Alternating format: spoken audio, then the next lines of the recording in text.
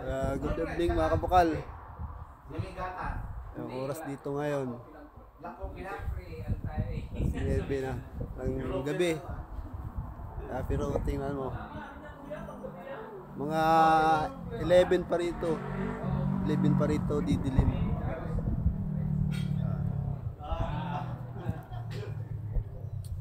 Yung mga tirahan dito. Dito sa sa Rosyth, Scotland.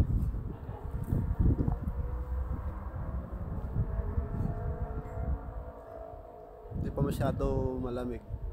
Ngayong katapusan ng August yan, umpisa na. Umpisa ng kalbaryo ng lamig.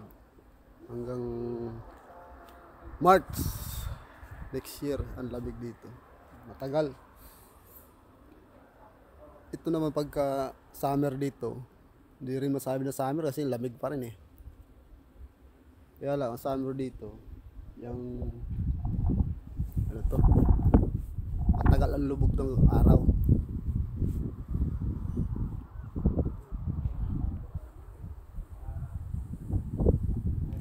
Yan, malamang dito mga tao mga tulog na.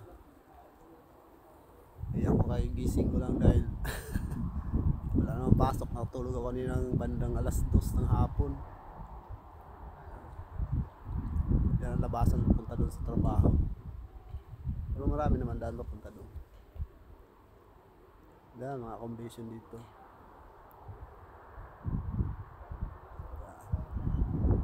Yan mga service na yan, mga ano yan, mga ibang lahi, mga gamit. Buti sila may service. Dahil mga ano sila, mga highway maintenance ang iba. Kaya lang mga ano sila, mga ang iba Romanian, Polako. Pero marami dito Pilipino. Bilyon dito ang Pilipino. Simula nung September 2024 hanggang June 2025 dating ng mga Pilipino rito. Meron pa nga sanang darating kaso na hold na hindi na pinatuloy dito. Sayang yung mga pumasa sa testing, hindi na nakapunta rito. Yan, mas maluwag dito, yan mas marami.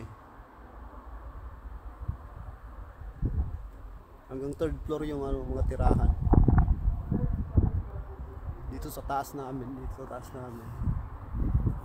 ibang lahi nakatira dyan.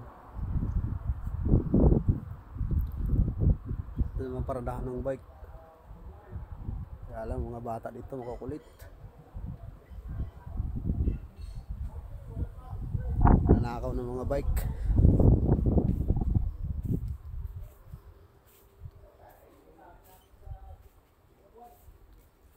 Ito yung panahon dito.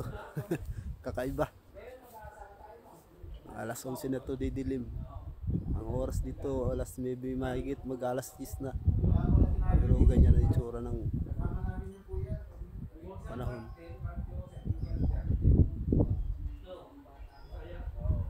Hanggang dito na lang mga kabakal. Salamat sa panonood.